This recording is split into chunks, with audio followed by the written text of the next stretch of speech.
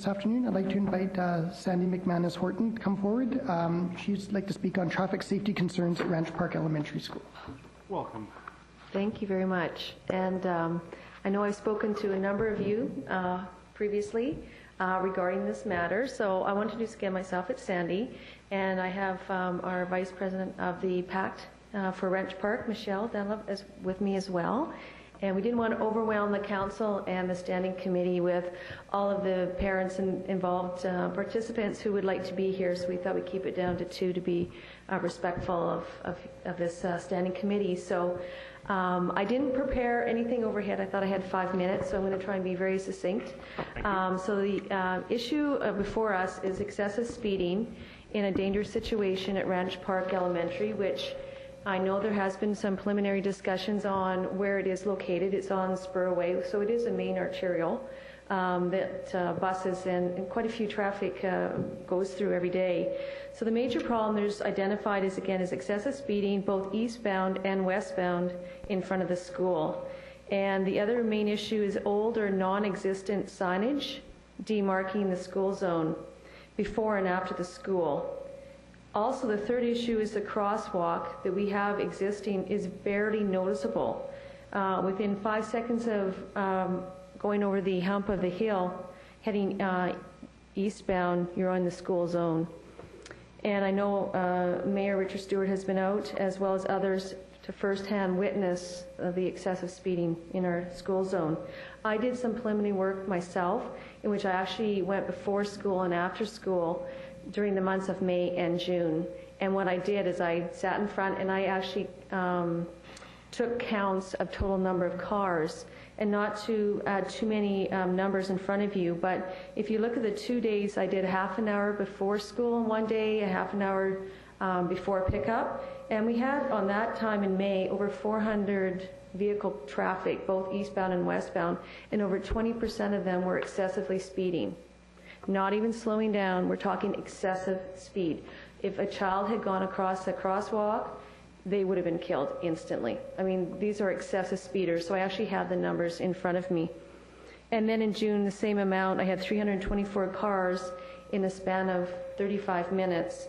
Of that, I had 19 excessive speeders going eastbound and 24 westbound. So we're not here just to bring up an issue. I think if there are problems, you need to identify and be a part of the solution. And so I know as a City Council and a standing committee, you're looking at this, and what we're hoping to propose is some opportunities to be a part of that dialogue. And I've just put together maybe 5 points and solutions we're hoping to present to you. Is as a PACT and as a parent in Ranch Park, one of the things I would like to present is, and I know this is a big one, is a 3-way stop at the corner of Surf Crescent and on Spurway. The reason, number one, that I put that forward to you is that this is where everyone gains the speed when they're heading eastbound towards the school zone, and unless you do something there, you're not going to slow those people down. So that's a really important one, is a 3-way stop at the top of Surf and Spurway. With that stop, what we need is a solar-based sign and a crosswalk there. And what the solar sign will do is flash at you like you see in New West, and also what you had on Mariner and Como Lake. It grabs your attention, because right now we don't have a sign until you're through the intersection of Surf and Spurway, and you're in the zone and you can't slow down. So that's a big issue. So there's 2 issues there. One would be a 3-way stop and also a crosswalk with a flashing sign. The other one also what we require is a solar sign on the west side of the school. So both ends of the school zone with a solar-based sign. And also we need an upgrade. Even though we just had the city crew come through and do the curb letdown where the crosswalk is, you can't even see the crosswalk. The white is almost non-existent. It's completely gone. We need to have yellow, big signs, demarcation, this is a crosswalk, as well as the one up above, so that the traffic, when they're coming down, the kids can cross at the top as well. The other option, I know that speaking to our principal, he was involved in the Eagle Ridge schools on the other side in the Westwood Plateau, and the other options that they put forward was to actually have cones in the middle of the road, and that did slow down traffic. And I didn't bring our little Johnny the sign boy today because they've both been run down. Like, I'm being really serious. We every day go out, whether it's a principal or a neighbor or myself, we go out and we put these little please slow down kids zone in the middle of the road on two little benches so it doesn't impede the traffic. And I can't tell you how many times we've gone to pick up those signs and those things are flat on the ground. So there is an issue. We're hoping, again, to work with the engineering department, with traffic, whatever we can do to be a part of this solution, because it's a matter of time, and it's a matter of kids, and the traffic is building and building, and someone's going to get killed, and I don't want to be on that watch as a safety committee chair and have it happen. So thank you for listening to us today. I appreciate it very much, and I look forward to working with you all in providing some solutions. Well, thank you for your presentation. No question, just the comments. We do have those speed signs, but we move those around the city so they don't stay in one place, so we can maybe attention through to engineering to look if that could be at one place. So we put in for a period of time to change behavior. We don't leave them there. Overall, we go around where we find speed problems. So now that you've identified an issue, engineering's here, they're taking notes. What we can also do, all your suggestions, engineering can take. Dana? Yeah, we thank you, Mr. Chair. We definitely can work with you and the school to kind of come up with some better solutions to try to kind of reduce the speed and make it a little bit safer there.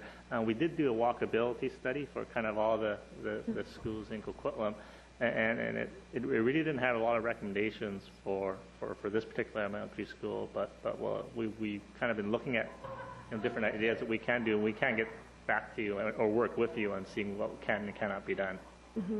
Yeah, especially in Ranch Park, because a lot of the streets, you've done a great job in fixing up the streets, but a lot of them don't have sidewalks. And so that's another issue as well. Common problem throughout the city. Yeah, especially in Ranch Park.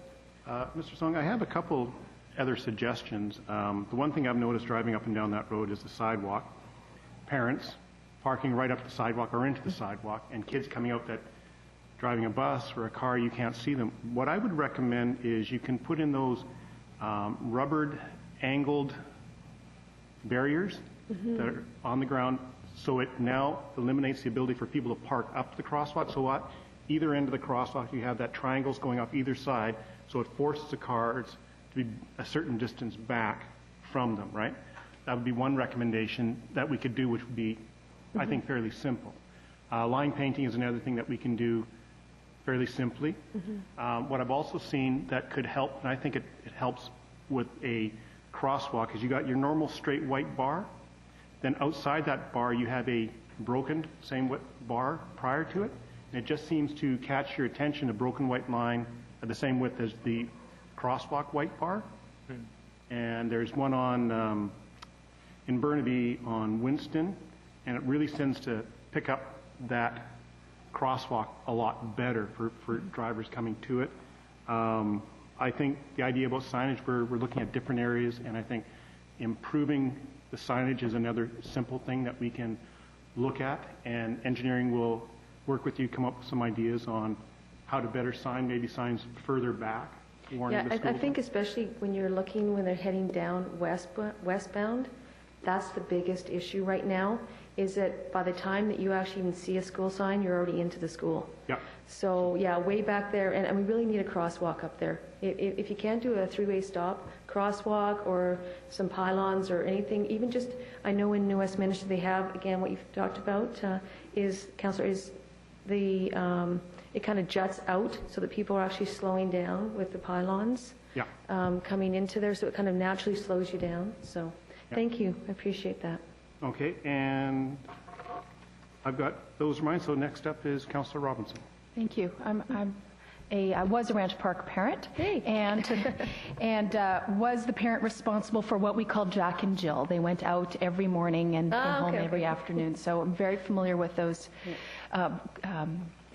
wood children that get vandalized and knocked down.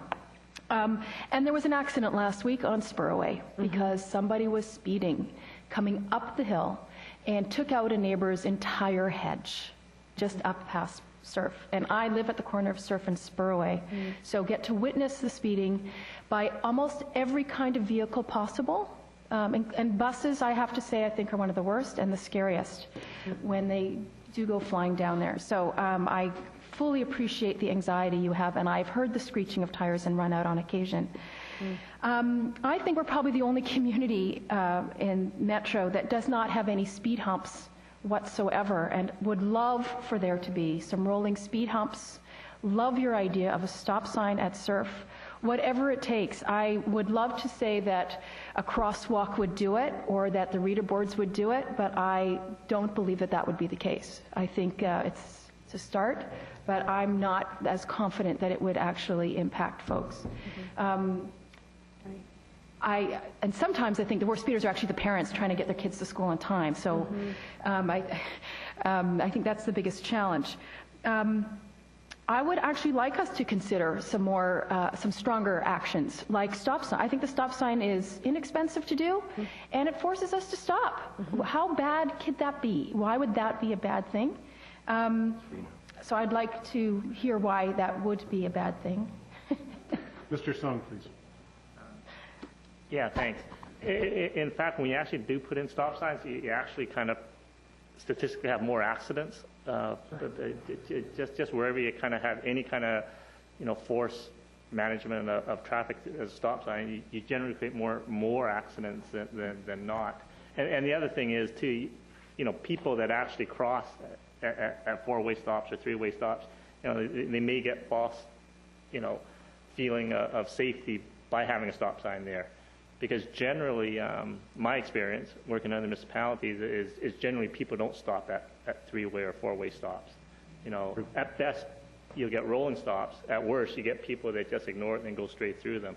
So generally, we don't recommend, three-way or four-way stops to reduce speeding. Obviously, we use them for other reasons, but not to reduce speeding. But we'll look at other options. And speed humps?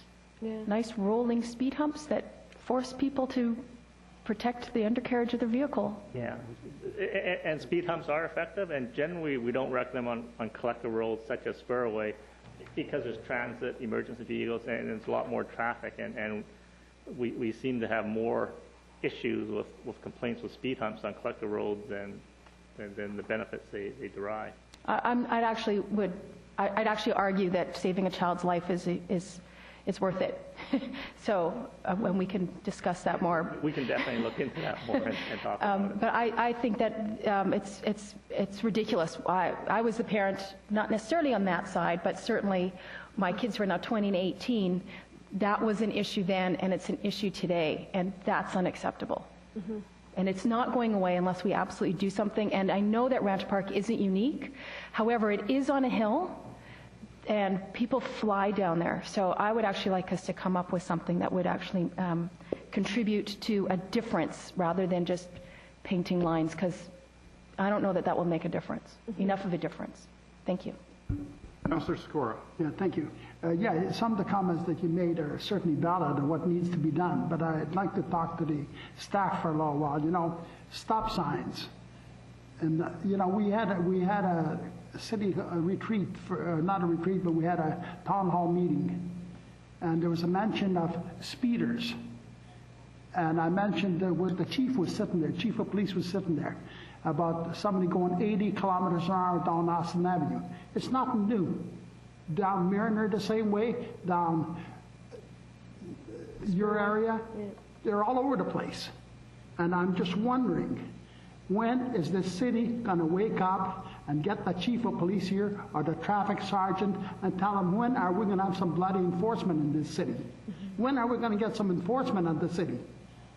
And I'll make a motion after that we bring in the traffic sergeant in here and the chief of police for our next meeting and ask them those questions. When are we going to have some of them? What has happened? I've seen people going through red lights, making left-hand turns on red lights. Go through the double line, you go 60 kilometers an hour, which you're 10 kilometers an hour more than you should be. They pass you on a double line. So line painting don't mean a thing. We have 15 traffic officers in this city, and I'll tell you what they've done. We don't have any, because they've now gone into that integrated police force that they have in the Lower Mainland. And when your city comes lucky, that's when they all move into your city and do enforcement for a day. And then they move on to another city, another city. They don't do enforcement in this city. I haven't seen any radar. I haven't seen no traffic officers. I haven't seen anything lately. And the fact is that you go down Austin Avenue or Mariner or anywhere, Spearway, anywhere one of those streets, and I'll guarantee you that 90% of people are going over 80 clicks an hour. And we're our police force. So with that, Mr. Chair, I'll move that we bring in the chief of police or maybe the traffic sergeant, because I know we got a new traffic sergeant here about 6-9 months ago, to come and explain to us why there's no traffic enforcement in this city. I'll make that motion. I mean, the school zones, you don't see them anywhere. They're just not around. Well, we can give that direction to staff to request. Not a request, but it's a must they come to the next meeting. Yep, staff can take that as direction. I will say, though, I drive the city lot, and there has been radar in various areas, Lougheed, David Avenue, Mariner. I drive all the time, and I not yet, no, I don't speed. So, but the issue is that it's out there ongoing, and it all depends. People always complain out there. They'll say, well, what are police doing, always doing speed traps and not going out and getting the real criminals of the world? So it's a difficult area for the police to put enough resources, too much resources, or a little. So it's a balancing act for our police force. And I think we can do something. The one, I'll just send over to Mr. Stewart. You're finished, Councillor? Yeah. Mayor Stewart. Thank you. I've gotten out of the car and stood next to the RCMP when they've done speed traps and watched every second car get pulled over, and they do that morning after morning on some locations, and it doesn't. I mean, Mariner, I remember one morning they did the whole morning. They were there for 4 hours. They gave out hundreds of tickets going right. They set the threshold at 75, not 50, not 60, but 75, and they pulled over about every fourth car for enormous speeds. We've got some work to do to change those behaviors, and I think part of it, though, is the road design that can force them to slow down, and we've seen that at one school in particular. I'll speak about Eagle Ridge Elementary, and you spoke about it. You've seen those yellow, I'm not even sure the technical term for them, the yellow flexible posts that are in the middle of the road. Is there a name for them, Mr. Song? The yellow flexible posts that are in the middle of the road at Pine Tree Elementary, or Eagle Ridge Elementary. Is there a name for them? Delineators. Delineators. We'll call them delineators. Now, you've seen those, that you perceive those as being one of the potential solutions to get people to slow down. Yeah, and I know the engineer would probably say, well, what about the snow removal? Because when we do get dumps of snow, it hits hard on Ranch Park, and that is the main area to clean. So I don't know how they stand up to snow removal on a main arterial, but anything like we do find when we do put something in the middle of the road, it kind of wakes people up and they do slow down. But I'm with Councillor Robinson. I would really, really, really like to see a stop sign on Surf at that corner. I think if you do anything, that would change it. It would slow them down, and then they would at least think before they turn that corner. So I think that is the best number one option, and then some kind of delineators, either bringing them in closer or having them by the school would help as well. Okay. I'm also looking at Pine Tree Elementary, coming down Pine Tree from Westwood Plateau. There's a 4x8 sign that says school zone. Whose sign is that? Is that one of our signs? School board, I think. School board sign. Through the chair, I believe that was put up by the school at the time on school property. So I believe it's their sign. Okay. And I'm not suggesting that we go with 4x8, but in Burnaby, you notice that there's way more school zone signs. There's not just one. Is it one of our approaches that we will put in signage that will make sure that people can't ignore the fact that they're in a school zone? I mean, they could ignore the signs, but they can't not be aware that they're there. And right now, I think it's possible to not be aware. It's possible to completely ignore it because you're just driving with something else on your mind. Can we increase the number of signs in school zones? Through the chair, I think a big part of that walkability study was doing a bunch of additional signing and replacing signs, and that was going to be phase one of that program, so that could be done a lot of that could be done this year. So I believe that's part of that program. Okay, yeah.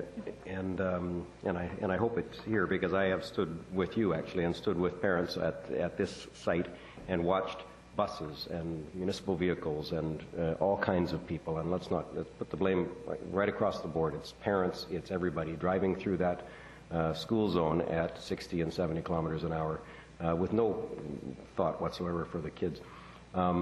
I always thought that was a perfect location for curb extensions, because it would allow children to get partway across the road, still in the safety of a curb, and allow us to block the parking where we simply can't allow parking right next to the. And I've watched parents park there. That's where they choose to park, right next to the crosswalk. I think we need to be way more creative at how we design these neighborhoods, design these streets, and particularly collector roads adjacent to elementary schools and adjacent to middle schools, so that the road design slows people down. The road design makes it really easier for students.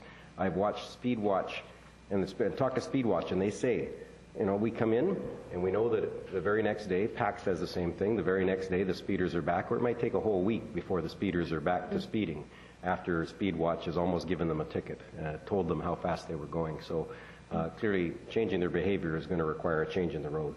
Yeah. Thank you. Thank you, Mayor Stewart. Well, thank you for bringing this to our attention. I appreciate very much for all of you listening. And, as Mr. Sloan mentioned, that we have done a walkability study of all the elementary and the schools around the area. We have a priority list on it. Staff is going to take a relook at Ranch Park, but you can understand that every school believes that their issue is number one on the list. And so we have a lot of issues to deal with and to get through with, and improvements to do throughout the city on this. And I think what we're also dealing with in the design of the city from years past is the tremendous increase in people driving their kids to school. And I know I just encourage all schools to really work hard on getting their kids to walk to school, and for their health also. Walking is very important rather than having kids drive to school, because you have that 15 minutes before and 15 minutes after. It's just an absolute zoo around any elementary school especially. But thank you, and staff has your stuff, and they will be in touch. And as long as they continue to go through us, because as a parent advisory committee, my last comment is that we are fundraising, as obviously the school districts have cut down on their budgets, as we all know. So, if we can have an open dialogue about what you can do, and then what we could also do as a partnership to make sure, we need to change it now, because we can't really wait. So as long as you are open and help us understand where you're at, what you can do, we can work a solution out. So thank you. We were open to that. I just realizing that everybody's budgets are a little more tighter these days. Yeah, that's why we fundraise. So that's, thank you very much. Okay, thank you. Thank you. Mr. Chair, there's no question that our city's become a freeway. It's not streets. It's become a freeway. They're traveling faster than they do on a number one highway, because at least they get in the traffic jam so they can't travel. But I can tell you something, that this city's become literally, every law is broken. Every few minutes there's hundreds of cars a day that break the law, and the speeders, I'll tell you what, it's a joke. You go down Austin Avenue in the morning or in the afternoon or in the evening, and I'll tell you what, you're going 60 kilometers an hour, which you're 10 kilometers an hour over, and they're passing you like you're standing still, giving you the finger, honking the horn at you. I mean, it's got to be a joke. We have to do something to slow up the bloody speeders in this city. And I don't know what is it that we must tell the RCMP to get on that traffic and get on to slow up because you know what? Sooner or later it'll be too late. Sooner or later, it's boiling over. It's like a bunch of bees going the same direction. And I'll tell you, I can't believe it. I mean, the other day I was driving to the gas station. The guy pulled in ahead of me. He passed me and he moved ahead of me, and he was going 80 kilometers an hour. So I said to him, "Sir, you know that you're going around 80 kilometers an hour and this is a 50 zone?" He says, "Everybody goes 80 kilometers an hour." And he was right. Everybody goes. I mean, it's not the one. But that's what's happening, and I think it's got to end. Thank you, Mr. Sakura. I think speeding's been a problem throughout the city for quite a number of years, and we'll bring them in to further discuss those issues. Mr. This was moved and seconded? No, that was. There's nothing there. There is no motion to move. No motion. Next item, please. Thank you, Mr. Chair. The next item concerns the West Coast Express expanded service. The staff recommendations that Council support the Northeast Municipalities Initiative for the expansion of the West Coast Express service and adopt the following resolution for forwarding to TransLink. Therefore, be resolved that TransLink, in cooperation with municipalities served by the West Coast Express, assess the demand and viability for an expanded service. I'll move it. Second. Any discussion? Oh, yeah. Councillor Robinson. The West Coast Express, I think, has been the best thing to happen since sliced bread in this community. It's a fabulous way to get downtown. But I want to be realistic. I'm actually not hopeful. I mean, I want to move this forward. I want to see some numbers. But given what the conversation we've heard from TransLink, I think we all seem to be realistic in terms of what we're going to hear back. But I think we ought to encourage our residents and the people who make use of it to let TransLink know that this service is in demand and that it is an asset and it is well used and that they need to increase service. And I think that the more people we can get beyond council, I think the better and the stronger case we can make for it. Thank you. Councillor Sikora. Thank you very much. This is not new, this trying to expand the service of West Coast.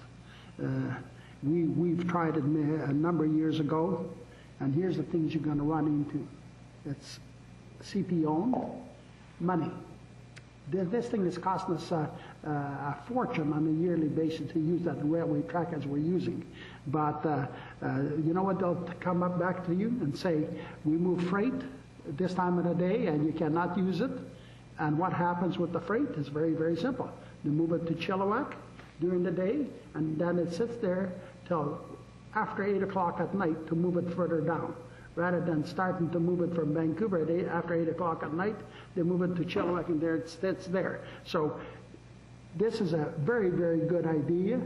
I think it should happen, but good luck to you because it's not going to happen. It's going to cost you a fortune if it does. And CP, they've been doing this, hauling the freight during the day for hundreds of years. Why should they change? And that's what they'll tell you. That's their policy. So that's the things you're going to run into because we tried it. It failed. Well, thank you, Councillor Sikora. Just to pick up on I'll move this forward. There is no money right now. We just had a presentation at the Metro Board about the base plan for TransLink for 2011. Capital Works is being cut by 50%. Councillor Robinson, the cycling is being cut by 50% from TransLink for the next budget. They are looking at shifting bus service and reducing some bus service. So I don't see at this present time any money in the system for any expansion of West Coast Express. And there is some issues to deal with CP Rail. They have come to an agreement and got approval to reduce the rate, but the railway runs 24 hours a day moving goods, and it has to come to a situation where they can both work on an expanded schedule. And I think CP is open to that, but it does come down to negotiations. At this point in time, I do not see TransLink does not have the funds available, and I don't see the funds available unless there's a supplemental plan approved by the Mayor's Council to find new revenue, and that's something that hasn't been found in quite some time. So this has been moved and seconded. No further discussion. All those in favor? Opposed? Carried. Item 4 is an update on the Infrastructure Stimulus Fund projects and other major capital projects. The staff recommendations that the committee receive this for information. Move receipt. Second. Questions? Councillor Robinson and Councillor Sikora. I'm just wondering about the timing. Are we confident that we're going to get everything done the way we're supposed to so that we can fully capitalize on all this money? Mr. Sol? Yeah, I'll let Mark Zaborniak, our Manager of Design and Construction, speak on that. We actually do have a small presentation as well. This is essentially a very good news story to report on infrastructure stimulus fund projects and the major capital projects. Essentially, all our projects are on schedule and all are on budget. And in fact, we have a surplus in some of the projects. And Mark was going to present and still will present on how we plan on using some of those surplus funds that we're able to save so we can take full advantage of all the infrastructure stimulus funding from the federal government. Mr. Zaborniak. Okay. Thank you, Mr. Chairman, committee members. As Dana was saying, we We are at this time on budget and on schedule for these projects. They're not without challenges because of the tight time frame, and in some cases we're dealing with, in particular on Schoolhouse and King Edward, on some third-party utility companies that we're meeting with on a regular basis, and they need to coordinate their activity, or we need to have them move their utilities in a timely basis. So that is a challenge. But at this moment in time, we're still looking pretty good. As Dana mentioned, we're on budget, and in fact, on that project, which was tendered together as one with one tender and one contractor on Schoolhouse and King Edward, we came in quite a bit under budget. And it's around $2.2 million of additional funding that's available. We've been in contact with the provincial government on potentially using this for other additional projects in an attempt to use all the funding for the benefit of infrastructure, and also it also helps the local economy to be able to do that. They have come back to us to say, in the list of things that we've presented, and it's shown on this figure, that a lot of those things they don't feel are additional scope. So we can add to the scope without their approval, and that would include extending the paving work on Schoolhouse, doing paving on Lucille Star and Seguin in between the two projects, and also doing some additional path work in Mackin Park. Things that connect directly to those existing projects. They say that we don't need more additional approval. We have got now word from the province that they'll support the additional things that we've said. So we've actually said that, let's add Austin Avenue paving from Hillcrest to the Works Yard, add a section of paving along Mariner, some paving on the south end of Nelson. Those things, the province has said they're fine with adding that to the scope, but we still need to hear word from the federal government. Similarly, we've added a new signal at IKEA on Lougheed, and some intersection improvements at at Woolridge and Lougheed. The Woolridge-Lougheed work was already thought that we were already going to do in future years, so we've been able to move that. We'll be able to move that up if we get approval from the federal government. The IKEA signal came up from discussions with the businesses in that area, and that was the businesses that came forward to us and said that they would like to see additional access into the area, with King Edward no longer connecting to Woolridge, and actually Figure 3 shows that quite well.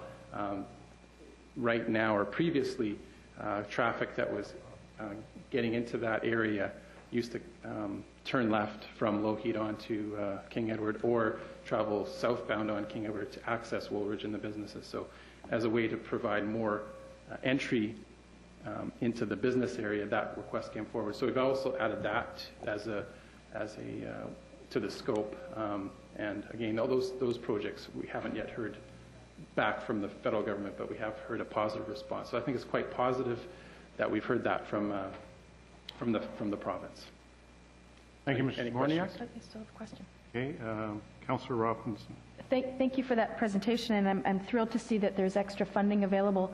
And I just want to know what our protocol is when we have extras, or, we're able to squeeze out a little bit more.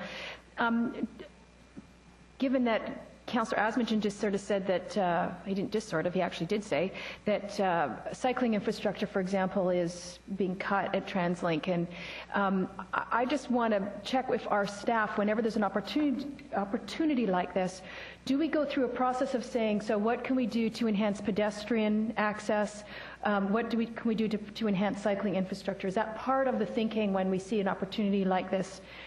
Mr. To see if we could squeeze out as much as we can for other forms of transportation. In this project, I think we have done that overall, with especially looking at Lougheed Highway. We're putting in literally kilometers of additional bike lanes along Lougheed and Barnett, as well as literally kilometers of additional sidewalks. So we have done that. I think one of the important criteria we have at this time, though, is to get the work done by March 31, 2011. So it does limit the amount of time, or the number of things that we consider, because it has to be things that we can do quickly. For example, paving work We'll still need to go to do a design before we do the work. Actually, we need, I guess, approval, and then we need to do the design. We'll have to, start going on some of these things in parallel just because of the tight timeline. So it does limit the number of things that you consider when you look at the timeline being as tight as they are, and the fact that even a lot of those months that are left you can't use very well for construction. Well, just following up on that, and I appreciate that the time crunch, and I've actually was sort of hoping that our senior levels of government would recognize that, when they do a time limit, I understand the reason why they do the timing, but if it means that you get either a substandard or you don't get the biggest bang for your buck, that sometimes the timing actually can be a disservice. But I would certainly appreciate knowing that every time we have an opportunity to make some sort of traffic improvements, that traffic is broadened beyond motorized vehicles and extends to what we can do for pedestrian safety as well as cycling infrastructure. That's the lens that we use every single time so that we can squeeze as much as we can, because I think it's going to get harder and harder to find dollars for those kinds of things, and I'd like to see us sort of incorporate that in our thinking. Mr. Bornet, well, I will say before, Mr. Bornet, that we are getting a very good bang for our buck, because we saved $2.2 million, and going to market this time, we've been doing very well. I get that. And I think we are adding in as much kilometers as we can. I think Mr. Bornet pointed out, and it's in the mindset of staff to look at the opportunities there. And I think we're seeing that with the Gateway project, Low Heat, United Boulevard. We're starting to see some improvements. It's going to take time. It doesn't happen overnight. Mr. Zaborniak. I was just going to mention on one of the in the update we did receive a request for a pedestrian signal at Gilby and Low Heat, and we've said that we could do that within the scope that as defined, and also within the budget. So that is something that we've also added recently for pedestrians. Done? That's fine. Well, before I get to Mr. Secor. Thank you. I notice what's missing here in the city is that it hasn't been done now for roughly about 10 years or more. The fact is that, we seem to be going on this repaving program, which is very costly. But we have done very little about maintenance on the roads. And what I mean by that, you'll see a split on the road, a small one, where we used to put some filler in there, and that street was good for another 5-10 years. You can go down Mariner and see a whole lot of it, just off Chilco, that kind of work has been done. And that pavement is good for another 10 years. It's probably 15 years ago when it was done. See? Now, what's happening that we don't see that. And what's happening that the roads just split further and further and further. So then it's a major repaving job. When we can do up a little kind of maintenance work to where you don't have this big problem that the paving is the only answer. And I'd like to know, when are we going to put that thing back again? Where there's be some road maintenance. Mr. Song, please. With sealers. Yeah, that's a really good observation, and you're probably right that we probably should be doing more of it, and we haven't in the past. We now have a kind of a new manager of roads operations that will be one of his focuses is to really emphasize kind of these more smaller crack sealing measures and more annual rehabilitation measures where we can extend the life of the pavement. So we are looking at that, and you should see more of that kind of this year and in the coming years. Yep, You've got many roads, especially Austin Avenue, Como Lake, and other places that is too late. The maintenance just wasn't done there at all. There has been no sealer at all, and you could just see on a daily basis that there's more and more splits, more and more cracks. So it's a major repaving program. Well, very costly. For Mr. Song, as he said, though, that they have presently increased the funding and put out for more crack sealing to be done. It has to be done in a certain weather vane, though, for it to be done properly, and it's a special technique to get it done properly, because I've been into Burnaby and some other areas where it hasn't done properly, and it comes up just like a long string of tar if it isn't done. I've seen it. So it's important. It does give life, and I think, as Mr. Sung said, they've identified that within the engineering department with the new manager, and they are on that right now. So you're right about previously it wasn't being done properly, but I'm quite sure engineering, as they said, are on top of that now, and they're expanding their program. Mr. Sung. Yeah, thank you, Mr. Chairman. We do have our new manager of, and you have to correct me on the title, I believe it's Road and Traffic Operations, and that's Dan Mooney, and maybe you'd like to say a few words. Welcome aboard, Mr. Mooney. Thank you very much, Chair. It's nice to be back to Coquitlam. I was here 18 years ago as your traffic technologist. In fact, this is my 4th time back to the city of Coquitlam as a summer student from 1980 working with Tim Murphy. Hopefully we'll have to stick around a little longer this time. I absolutely will be. It's nice to be home. I'm a firm believer in full life cycle costing and maintenance of our operation. That includes both crack sealing, patching, and of course, ultimately, the rehabilitation of the roads.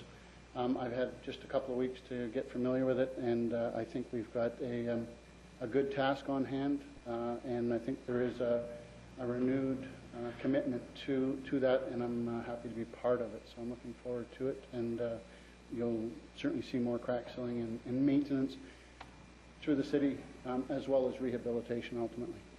Thank you, Mr. Mooney. I think Mr. Sikora. It's nice to have you back, Mr. Mooney. It's been you've been with Coquitlam for many years. Coquitlam is not new to you. I said to my wife the other day, it's like some parts of the town have stood still in time, and I was up earlier this morning up to the northeast sector, and there's some spots that are totally new. So it's a bit of a hybrid for me. So I'm looking forward to it. Thank you. Thank you. Well, the only comments I have in regards to the light at IKEA, and my concern is about highway corridor protection. We had a report to this council 7 years ago approximately regarding IKEA and the effect that how you place your development, the impact of your development on a highway corridor.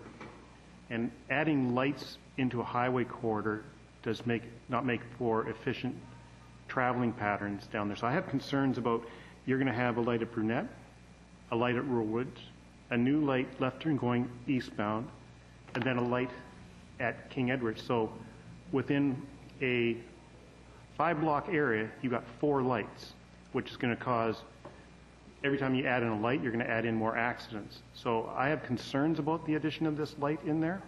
I think we have Woolridge is going to be a back road, and we have to get people to use alternate roads in and out and change habits off there. I like the report that's been done here. I'm also concerned, well, I like the idea of a crossing for Gilby. That's a wide street, busy highway. It would be better if it was an pedestrian overpass, more expensive, but it would be far safer, and it also gives you the ability to keep traffic moving on a highway. That's what it is. It's a highway. And I think we as municipalities have to take greater care and understanding of protecting our highway corridors for the proper, efficient movement of traffic. And I think Mr. Mooney, since he's here, will probably have some input on that in the time being. But those are my comments in regards to the report. Thank you. So it's been moved and seconded.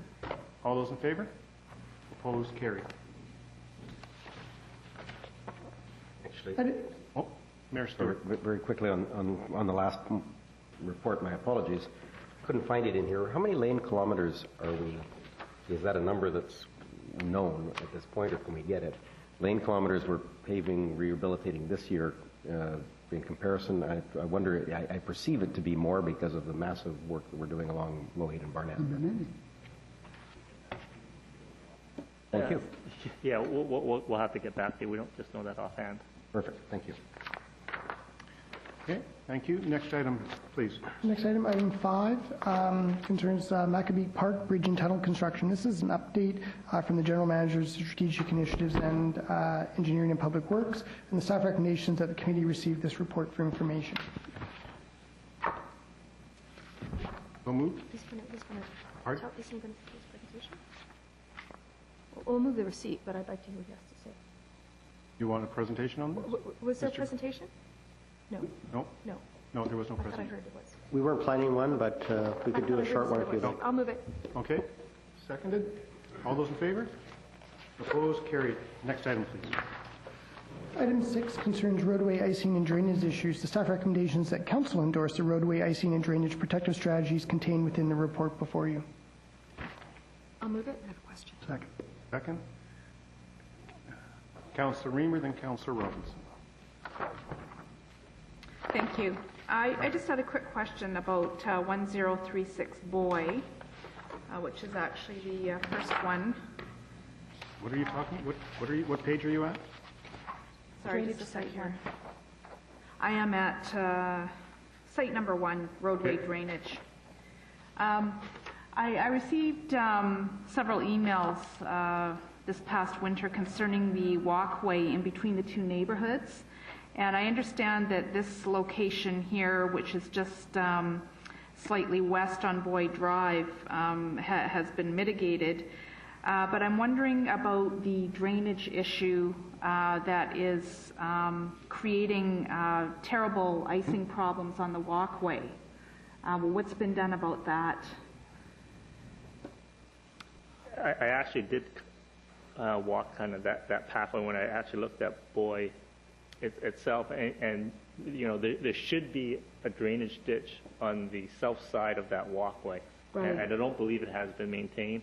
I'll have to get back to you, but it does need to be maintained.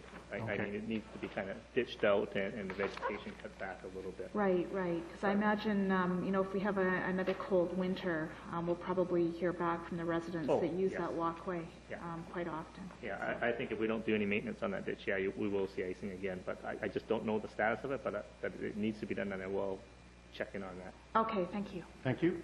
Councillor Robinson. I have to say, I really do appreciate getting this kind of report that sort of lists the kinds of things and what they're each going to cost. But I do have a question to ask. In a number of them, Site 11 and Site 3, a number of them talk about possible swale and lawn basins. So there's possible or it may need. Are those included in the cost estimates? Or the cost estimates just what needs to be done? Because there's other items, and I don't know if they're included in the cost estimate.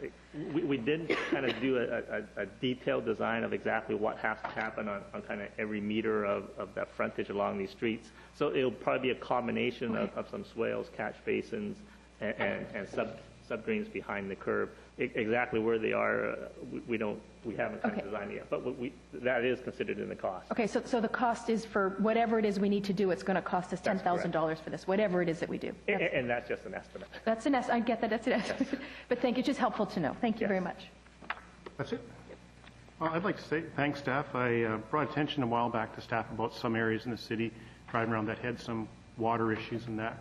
And staff said that they knew about other ones, and they went to work and compiled this report, and I think they've done a very good job of identifying some of the issues throughout the city and coming up with solutions to help improve that for all residents of the city. So I'm very pleased with the report. Hats off to staff, and I think it's a very good report. Moved in second. All those in favor? Opposed? Carried. Before we end, I would just like to, I should have mentioned it. Yep. Mr. Chair, we have one more item, a report of committee that was referred to this committee. Yes. Thank you.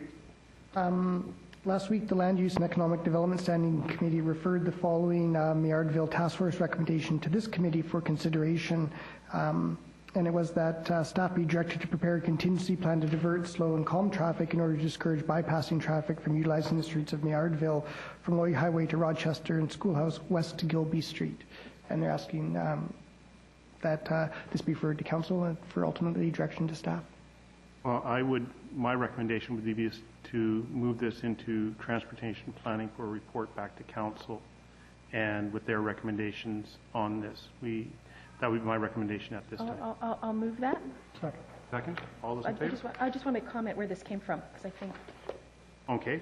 I think it's helpful, because I'm vice chair of the committee. You're the problem. Yeah, it's me. I'm the problem. This came out of concerns around what's going to happen once Highway Port Mann 1 opens, and given that it doesn't look like there's going to be any changes to the Burnett interchange, there's some anxiety around the Mayardville residents that traffic is going to be explosive and that it will spill out into that community. And there's real concerns that Burnett is going to be clogged, and they're just looking for, is there a plan for dealing with that? So it looks like Pete wants to say something. Mr. Steblin, please. Thank you. And normally I totally support the kind of motion that you highlighted, that often when we get requests for issues from committees, I think is very helpful for this committee and council to be aware of what staff thinks about the specific issue before acting on it. In this particular case, I did discuss it with Mr. Suzak, and he's very comfortable with moving to the next stage of a contingency plan. We're also very comfortable of reporting back before we do that, if that's what this committee wants. But in this particular case, we are comfortable with simply the motion as it's worded, because we do recognize that is a potential future issue that we're going to have to turn our mind to. Yeah, no, I agree. We're going to have to turn our minds to it, and I think staff has to come back with what those mitigation measures might be. So can we just leave it as is? You can leave it as is, move it on to council if you wish. Yeah, I'd like to do that. Going right back to council again, that's okay. Fine, that's fine. Okay by me? Okay by you, Councillor Scott? All those in favor? Opposed, carries. Was there another part to this, another item? No, that is the final formal item on this afternoon's agenda. Okay, I just have to, I should have said earlier on our capital works project that I just want to give a congratulations to all the engineering staff, that the project managers, we have quite a number of projects ongoing.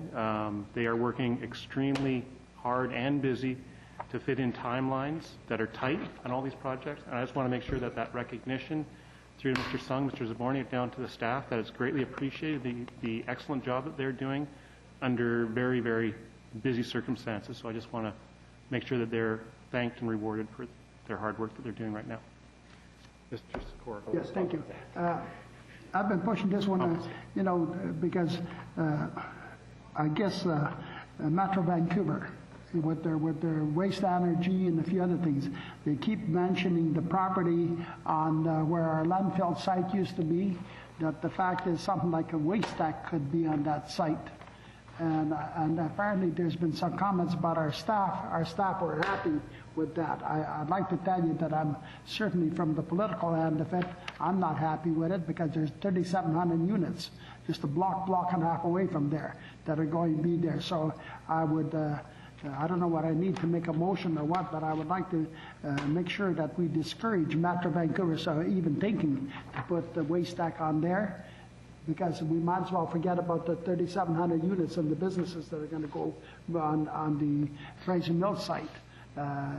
It's about as close, waste stack is about as close to it now as it will be then, and we had made a deal to get rid of waste stack on there for that reason, because sometimes the smell is not too good and creates a problem. So I would like to hope that our staff is not encouraging Metro Vancouver to put the landfill or the waste stack on the landfill site, the old landfill site. Mr. Suzak, please.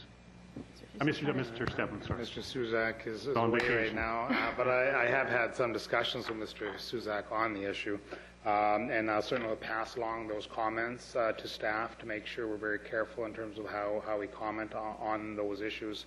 There is a significant issue, because the original transfer station site is being closed down to accommodate the Fraser Mill site, and Metro Vancouver have a challenge with respect to exactly what to do. They are evaluating a number of options, including, and it depends in part in terms of what the ultimate disposal solution would be. Right. For example, if the waste energy facility on the island is approved, it might involve a barging facility. If it's not, then they do need an alternate transfer station.